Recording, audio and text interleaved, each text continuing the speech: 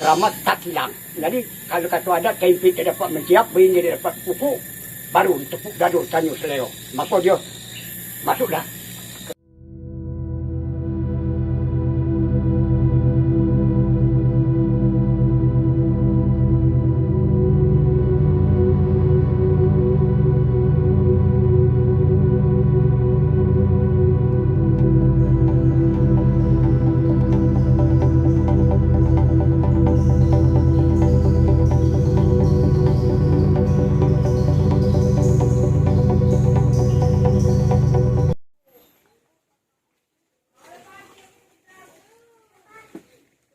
Assalamualaikum warahmatullahi wabarakatuh. Pemirsa, ketemu lagi dengan saya Ade Ambone di Siginjai 99 Channel, konten YouTube untuk penelusuran sejarah atau pengupasan sejarah yang ada di Kabupaten Batanghari secara khususnya maupun di Provinsi Jambi secara umumnya.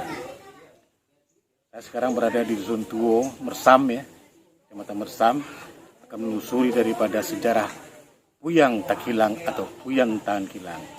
Akan tetapi sebelum penelusuran ini, saya selalu dulukan dengan minum kopi, pemirsa. Ini kopi memberikan stamina, ya, daya tahan yang sangat kuat, ya, energi yang luar biasa dalam penelusuran sejarah ini. Kopi ini adalah kopi khas dari Bumi Sakti Alam Kerinci, tepatnya dekat Sungai Penuh. Kopi yang saya minum adalah kopi Nur, yang sudah ada sejak 1943, zaman penjajahan Jepang, pemirsa. Ya, ini kopi legend. Kopi legend yang diracik sendiri oleh Hajah Nurjaya. Jangan lupa pemirsa, ini stamina yang luar biasa. Minum kopi Nur sebelum bekerja.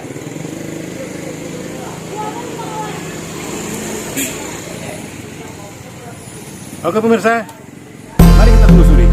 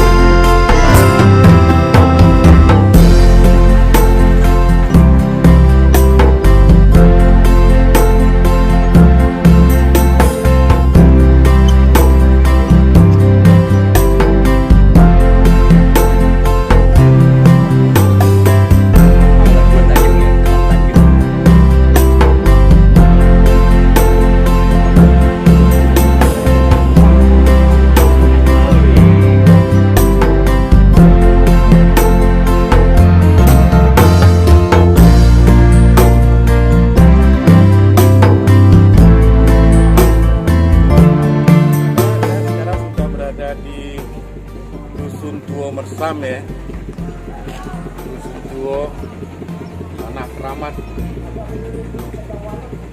Kita lihat di belakang adalah bukti sejarah yang masih kokoh berdiri.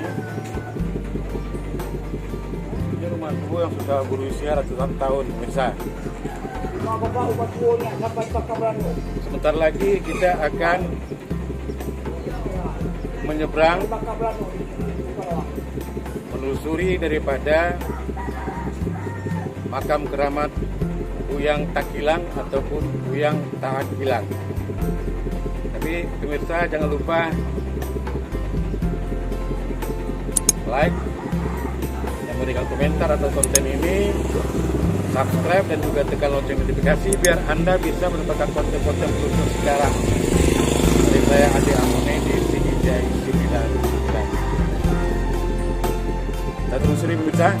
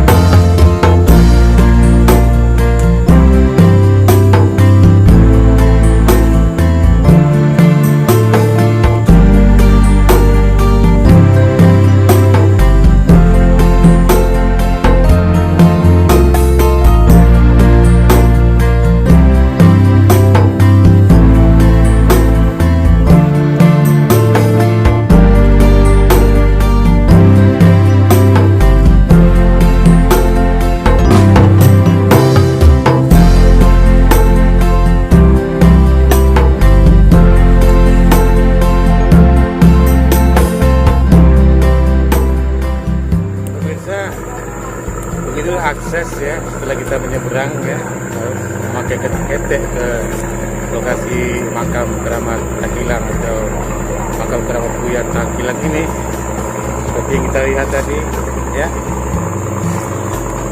penuh semua bukar dengan tanjakan yang buruk. Kita hampir sampai ke lokasi. Kita ikuti terus pemirsa.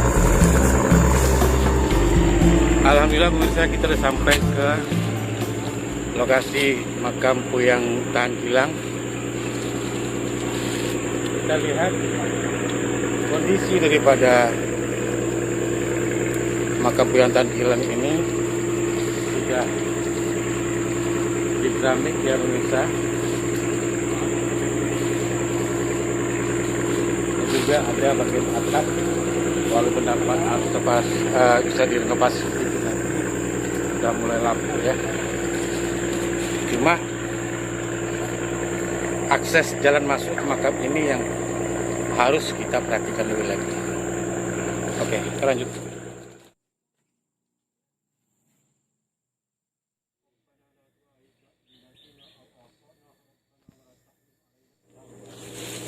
Pemirsa,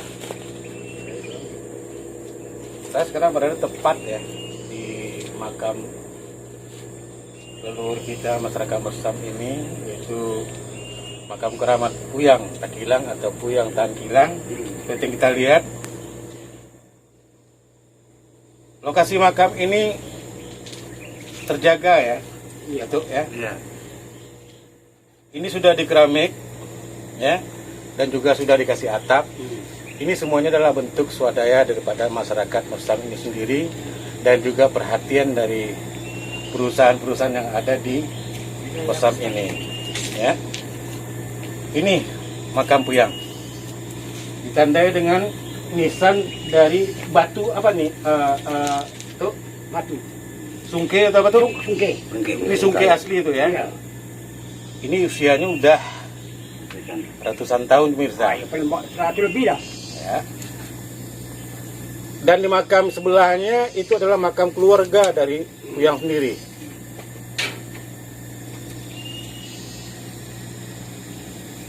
Alhamdulillah. Akan tetapi ini harapan kita semua tuh, terus ada juga Nyai Kades di sini. Kalau bisa atap ini kalau bisa direnovasi dan akses masuk ke dalam ini Nyai Datuk Ya. Pak Lurah, juga ada Pak Lurah Mersam ya, kita bisa bikin jalan setapak yang dikasih komblok. Pemirsa, di antara saya sudah ada tuo-tuo Tenggane daripada desa Mersam ini maupun kecamatan Mersam ini secara umumnya ya. Kalau beliau adalah pejabat Kades Mersam yang baru dilantik, Nyai Nur Laila, dan juga Ketua Lembaga Adat Kecamatan Mersam, Datuk Hasan Ismail Batu. Beliau adalah merupakan orang tua kita yang ada di Mersam ini, yang sudah namanya sudah ada di nasional ini, itu Bapak Datuk Majid Batu. Dan juga ada hadir Pak Lurah Mersam ya, dan juga merupakan tuo Tenggane di sini, Pak Asnawi, dan juga tuo Tenggane serta tokoh-tokoh pemuda yang ingin ikut dalam penelusuran sejarah Siginjai 99 Channel pada hari ini di makam keramat Puyang Takilang atau Puyang Tahan Kilang. Nah, untuk sejarah singkatnya saya mau tanya dulu dengan Pak Asnawi. Pak Asnawi, saya mau bertanya Pak Asnawi, sejarah singkat daripada Puyang kita ini, Puyang Tahan Kilang ini. Ada mengatakan beliau adalah seorang ulama, ada mengatakan beliau adalah seorang dubalang, dan juga ada penggawa, dan juga ada mengatakan beliau adalah seorang pangeran dari tanah Riau sana. Mana benarnya? Tolong Pak Asnawi sejarah singkatnya. Sebelum saya mengucapkan Assalamualaikum warahmatullahi wabarakatuh. Mana sepengetahuan kami, yang mananya kuyang kami ini berasal dari daerah Mudik, yaitu daerah Jambu, yang bernama Muhammad Yusuf. Jambu itu di mana, Pak? Dia Kabupaten Bungo atau Tebok, saya belum paham gitu, karena sudah kita ada pemekaran kabupaten, dulunya Kabupaten Bungo. Ketemu ke Bungo ya, Jambu ya. Beliau adalah seorang ulama yang tidak mau dikenal keabsahannya, namun cukuplah Allah Ta'ala yang tahu. Itu beliau. Beliau merupakan sesepuh kami Besam yang dikenal dengan keramat takilang atau tahan kilang, yang kekuatannya dia tidak mau kesombongannya dikenal orang, cukuplah cuma namu sebagai keramat tahan kilang.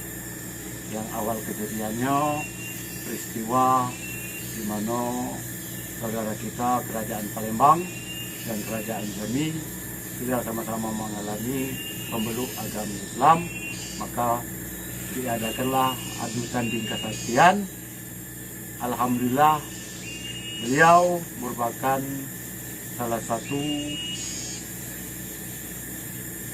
daripada rakyat jelata yang mampu mengatasi permasalahan antara Palembang dan Jambi. Itu yang saya tahu. Itu kira-kira di zaman siapa dulu tuh, Pak? Apakah Datuk Paduka Berhalo atau mana? Menurut yang kami dapat, itu peristiwa itu terjadi di zaman Datuk Paduka Raja kita Berhalo yang dikenal dengan Ahmad Salim, yang mana waktu itu kita mendapat ujian dari rekan kita dari Palembang. Gitu. Nisa, Pak Asnawi mengatakan ada semacam ujian karena Puyang Tan Kilang ini adalah seorang ulama ya, tetapi tidak mengatakan bahwa dia adalah ulama. Dia menganggap dirinya adalah seorang rakyat jelata biasa. Akan tetapi di waktu ada pertandingan ya, undangan daripada Kesultanan Palembang pada Kesultanan Jambi, beliaulah yang tampil ke depan. Bukan begitu kira-kira Pak Asnawi? Ya. Nah, saya sempat tanya nih Pak Asnawi, kok tahan kilang? Kenapa tak kilang? Tentu ada sejarahnya. Ya. Apa tak? Itu Pak. Kalau supaya lebih pas, alangkah baiknya kebetulan di tengah kita kok ada satu ketua adat kecamatan, ya persilakan. Baik, kita minta benda kupasan sejarah singkat ya dengan Datuk Ketua Lembaga Adat Kecamatan Mersam, Datuk Hasan Ismail Batu. Silakan Tuk, sejarah singkat tentang Puyang Gito kok. Kehebatan kesaktian daripada Puyang Gito itu tuh.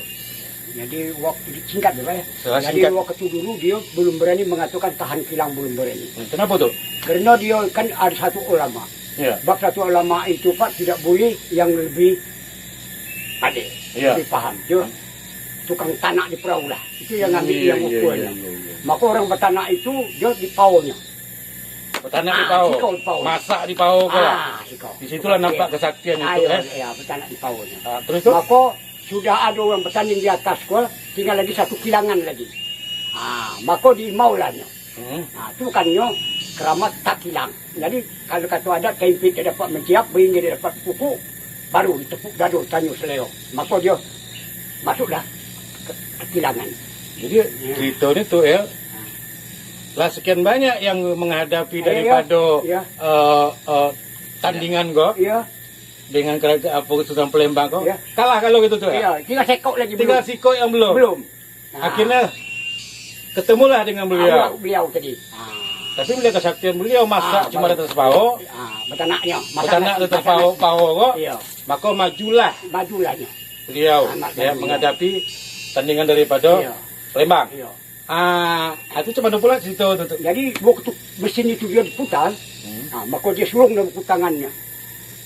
Kilangan turai. Entah, hancur. Hancur begitu? Iya, tak mana pergi dia tahu. Tak ada ketemu lagi Tak ada sebenarnya. lagi. Tak Tuh, baru dibilang tahan kilang. Lokasi pertandingan di Mersam pula tuh. Iya. Pemirsa, dari sekian banyak untuk menghadapi tandingan daripada Palembang, banyak penggawa-penggawa dari Kesultanan Jambi ini yang satu persatu kalah gitu tuh ya. Akan tetapi yang namanya kilangan ini pemirsa itu adalah semacam alat dari besi untuk penggiling ya. Itu sangat besar sekali itu ya, Pak ya. Tinggal satu yang belum. Akhirnya dimintalah dengan kerendahan hati oleh Rajo gitu ya, Rajo Datuk Paduka Berhalo, supaya beliau ini tampil sebagai yang terakhir. Di waktu beliau maju, baru tangan baru masuk, itu yang kilangan dari besi itu sudah hancur pemirsa, hancur berkeping-keping ya, sehingga tidak ada sisanya seperti sekarang. Itu lokasinya pertandingan di Mersam ini lah tuh ya. Begitulah kesaktian orang tua kita ini pemirsa. Baru namanya tahan kilang. Tahan kilang. Bau tenamu tahan kilang. Tahan kilang atau tak kilang ya. Itu ada kilang.